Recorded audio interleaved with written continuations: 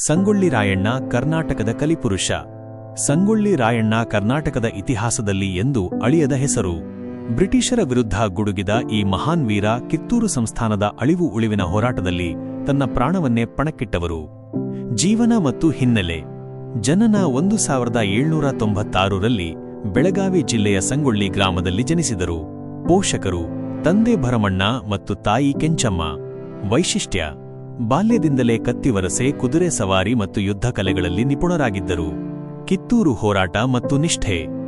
ಬ್ರಿಟಿಷರ ದತ್ತು ಮಕ್ಕಳಿಗೆ ಹಕ್ಕಿಲ್ಲ ಎಂಬ ನೀತಿಯ ವಿರುದ್ಧ ರಾಣಿ ಚೆನ್ನಮ್ಮನವರು ಹೋರಾಡಿದಾಗ ರಾಯಣ್ಣರು ಅವರ ಸೇನಾಪತಿಯಾಗಿ ಮುಂಚೂಣಿಯಲ್ಲಿದ್ದರು. 1824ರಲ್ಲಿ ಕಿತ್ತೂರು ರಾಣಿ ಬ್ರಿಟಿಷರ ಕೈವಶವಾದರೂ ರಾಯಣ್ಣರು ಧೃತಿಗೆಡದೆ ಹೋರಾಟ ಮುಂದುವರಿಸಿದರು. ಗುರಿಲ್ಲಾ ಯುದ್ಧ ತಂತ್ರ. ರಾಯಣ್ಣರು ಬ್ರಿಟಿಷರಿಗೆ ಸಿಂಹಸ್ವಪ್ನವಾಗಿದ್ದರು. ಅವರು ಕಾಡುಗಳಲ್ಲಿ ಅಡಗಿಕೊಂಡು ಗುರಿಲ್ಲಾ ಯುದ್ಧ, ಗೆರಿಲ್ಲಾ ತಂತ್ರ ಮಾಡುವ ಮೂಲಕ ಬ್ರಿಟಿಷ್ ಕಚೇರಿಗಳನ್ನು ಧ್ವಂಸಗೊಳಿಸುತ್ತಿದ್ದರು ಮತ್ತು ಬ್ರಿಟಿಷ್ ಖಜಾನೆಯನ್ನು ಲೂಟಿ ಮಾಡಿ ಬಡವರಿಗೆ ಹಂಚುತ್ತಿದ್ದರು. ಬಲಿದಾನ. ಬ್ರಿಟಿಷರು ನೇರವಾಗಿ ರಾಯಣ್ಣರನ್ನು ಸೋಲಿಸಲು ಸಾಧ್ಯವಾಗದಿದ್ದಾಗ ಕುತಂತ್ರದ ಹಾದಿ ಹಿಡಿದರು. ಕೊನೆಗೆ 1830ರಲ್ಲಿ ರಾಯಣ್ಣರನ್ನು ಬಂಧಿಸಲಾಯಿತು. ಮರಣದಂಡನೆ. ಜನವರಿ 26, 1831ರಂದು ಬೆಳಗಾವಿ ಜಿಲ್ಲೆಯ ನಂದಗಡದಲ್ಲಿ ರಾಯಣ್ಣರನ್ನು ನೇಣಿಗೇರಿಸಲಾಯಿತು.